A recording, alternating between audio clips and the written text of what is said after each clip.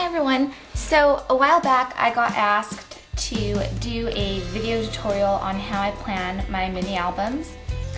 So I'm going to use my anniversary mini album as that tutorial, so that you may see a few videos with the same stuff in there, because I'm going to talk about how I plan my album first, and then I'm going to actually make the album. So first what I do is I pick out the pictures that I'm going to be using in my album, and in this case I'm using pictures from my anniversary, which was just last Tuesday. And so I look at the pictures, and I usually don't try to match the colors that are in the pictures to the color paper that I use. So what I do next is I go and I look at my scrap paper bin to see what is catching my eye at the time. And then I look at my papers and I decide what papers I really like and what colors I want to use. So this paper, actually, was this piece of scrap that is inspiring my book, because I really like the black and white polka dots and the white flourishes. So from that I decided that I needed a little bit of color. So green is of course my favorite color, and then to add a complementary color to that I picked some blue and some red. And you don't see any red here. Oh wait, here we go. So here's some red, and what I did to this paper was I wanted this book to look a little bit funky, rock star-like. So I took some light red cardstock, and this is textured cardstock, and then I took some red color wash by Tim Holtz, and I just sprayed it all over the paper. So I'm going to do some fun stuff with that. And then I wanted some sparkles, so I picked out some little sparkles to add, and I looked through my stickers and my chipboard, and I decided what I was going to use. And then I went through and I looked at my stamps to see what kind of stamps I had to coordinate with my album. So I found this happy anniversary stamp that I'm going to use, and then I've got a July stamp, some flowers, a cute little polka dot arrow that's going to go with that paper I just showed you, some brackets, and a cute funky little heart. And then I also brought out my French handwriting stamp, because I'm going to do some fun stuff with that. So as I'm picking out, when I'm looking through all my stuff, that's how I get my inspiration, and I start thinking about what the pages are going to look like. I really don't do sketches, so I usually just pick out all the stuff first, and then I think about what size I want the album to be. And I usually, because I make a lot of mini albums, I usually will print my pictures in wallet size prints and 4x6 prints, just so I could decide how I want to crop the photos when I get to the page making. And this is, I always do mini albums, so I'm going to be using my wallet size prints. And then of course I look through my flowers. The most important thing that you can do is look at your paper, look at your stickers, look at your chipboard, look at your ribbon, and look at your little embellishments like your flowers and your metal pieces and your grunge boards. And that's when your album starts coming together in your mind. So as you're going through all this stuff, make sure you pick out that stuff and then think about what paper would look good with this, and then all of it starts compiling in your mind. So that is how I start my mini albums. So enough talking about that, let's get started on the album. So I've decided to make this album a 5x5 album. That way I can fit my wallet prints on there and add a bunch of embellishments, because I want this album to be a lot of fun. So I'm just cutting my chipboard to 5x5, and then I'm going to cover it with my paper. So I've got my cardstock all cut, and I'm making this album, it's just going to be a 5-page album, and then I wanted to have some undersized pages for like tags and journaling, so I made 2 undersized pages that measure at 5x3.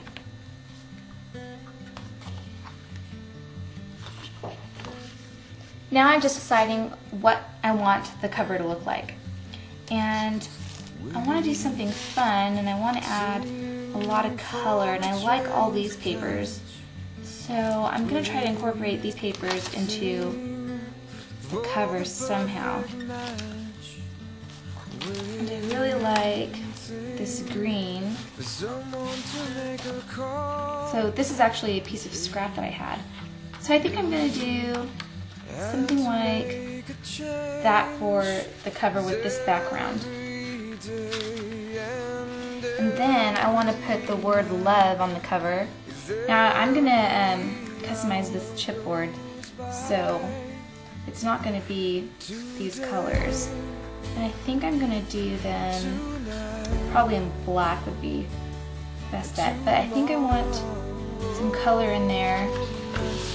And I've got this red, so I think I'm going to do the love over a heart that I cut out of this.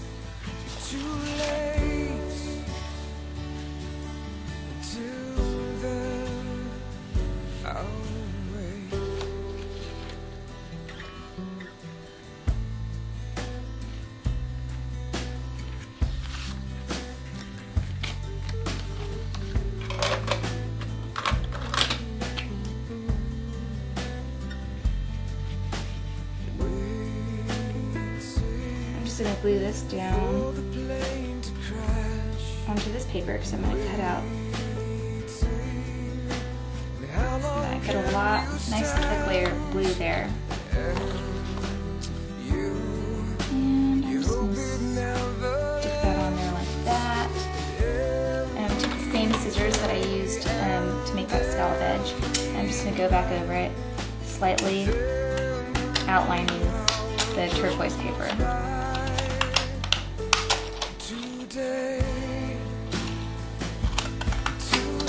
Sometimes these scissors are a little difficult to use. I'm trying to get it to line up there, but it's a little hard. So I'm just going to go back over and touch it up a little bit.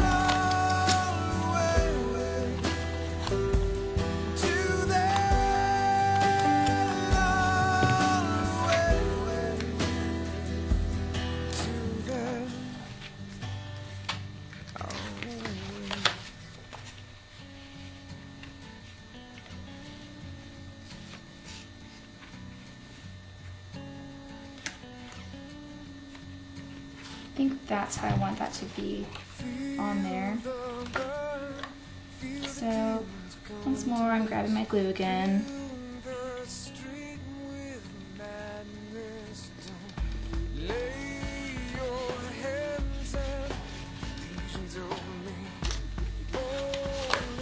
And I'm going to paste that on there how I want it. Something like that. And I'm just going to turn it over and trim the excess off. I love layering paper, so you'll see me doing a lot of that. I love layering anything actually. I use a lot of layers in my scrapbook.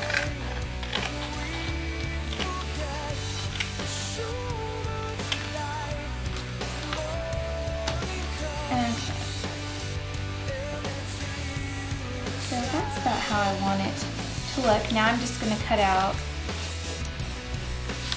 some of this to add on there. And I think I'm going to give this a fun edge as well.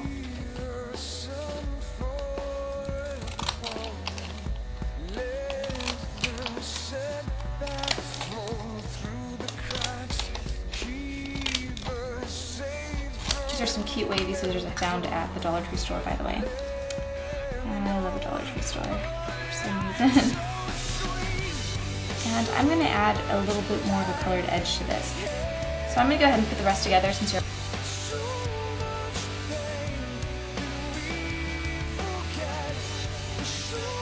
Okay, so I pieced everything together and I changed it a little bit from the original plan. I decided not to put a big flower down there, and what I did was I punched holes and I put some big eyelets in there and I traced a ribbon through. So you see the back there. And then I added a flower, and then there's the heart that I cut out of that red paper that I was talking about, the color wash, this paper. I cut out that heart and I inked the edges in black, and then I did my custom chipboard thing that I always do. Then I added this white #2 piece of chipboard, and what I did was I inked the edges with some black ink, and then I wrote all the way down the number, our anniversary, July 22nd, 2008. And then this heart is actually stapled on there because I wanted to add some metal in this album. And I glued everything else down, and I added some gems in the corners. And so now that I've finished the cover of my album, now I get to decide where I want this album to be binded. And because I have more room on the top, I'm going to make this a top binded album, which is going to be kind of neat. It's going to give you sort of a Rolodex effect. So this is why I always do the front cover first, because when I first start an album, it's when I still have all those fresh ideas in my mind, and I tend to be the most creative when I first start. So if I do the cover first, it ends up looking best, and then I can make the rest of my pages to coordinate with the cover, and then all that creativity and all those ideas tend to come from the first page, and then everything tends to coordinate really well together. So there's the cover, and now I'm going to work on the rest of my